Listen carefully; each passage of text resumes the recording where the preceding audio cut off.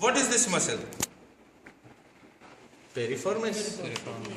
Above piriformis, what must be? Superior gluteal artery, superior gluteal nerve. What are these? Superior gluteal artery, superior gluteal nerve. Clear? Look at this. Superior gluteal artery, superior gluteal. Superior gluteal artery going into deep and branches there. Now coming to the structure below the piriformis muscle.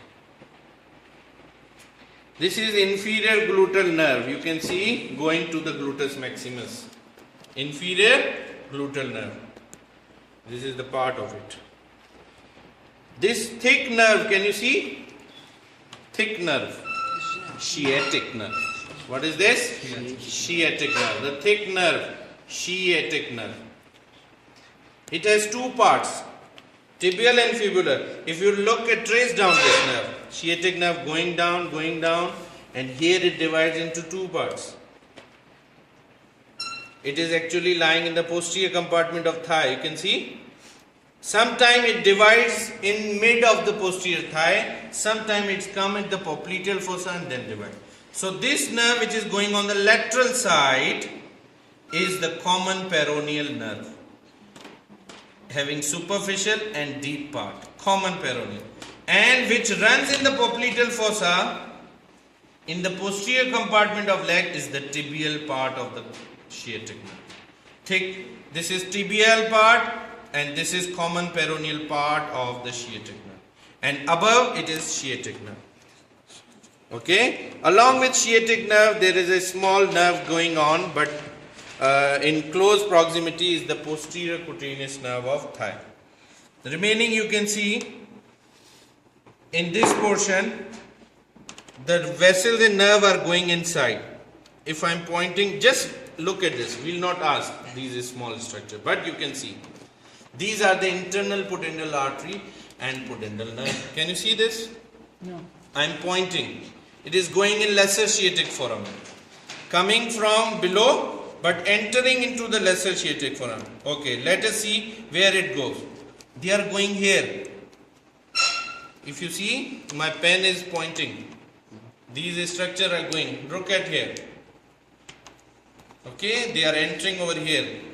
And what structure is this? Perineum. They are going and supplying the perineum. Look at the branches going to the perineum.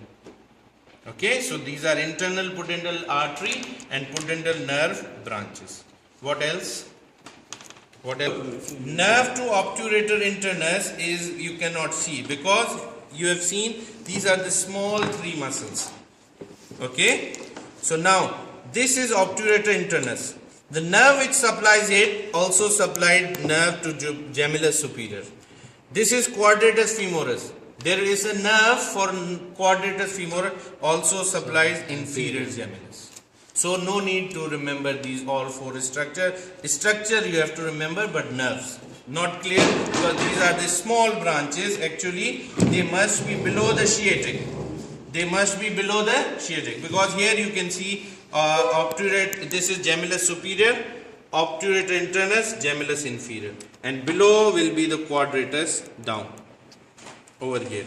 What else? Semimembranosus and bicep. This was all about gluteus. Now coming to the posterior compartment. Okay, posterior compartment. They are taking origin, actually this is ischial tuberosity. Can you see this area? This is the ischial tuberosity of this one. This is like this, ischial tuberosity. The muscles are taking origin. You can see 1, it is the part of this, 2 and 3. 1, 2 and 3. This muscle is called biceps femoris long head. Long head of the biceps. Takes origin from ischial tuberosity. Goes down. When reaches to the middle of the thigh, posterior, it takes attachment of the short head of biceps. What is this? It arising from, where is femur bone? Arising from the lateral surface of linea aspera. Can you see this? Here. It is taking origin from here. So long head, which is this, combined with the short head, inserted to which bone is on the lateral side? Tibia. Head of the fibula. Sorry. Which bone is this? Fibula. Head of the fibula. Which one? Biceps femoris. Having a long head. You can see this is the long head of biceps. And this is the short head. Long head is supplied by tibial part of sciatic nerve. Tibial part of sciatic nerve. And short head supplied by common peroneal part of, but if you say sciatic, it's enough for both. If you say. Now look, how many joint it is crossing? 1 and 2. It is going to the lateral side, not medial side. So it is extensor of the thigh and flexor of the knee. It is extensor of the thigh and flexor of the knee. Now coming to the two more muscle of this group. Now look at this. 1 and this is 2. You can see this muscle is half membrane in its upper part. Can you see this membrane like structure? Half membrane. And this muscle is more or less tendon in its end.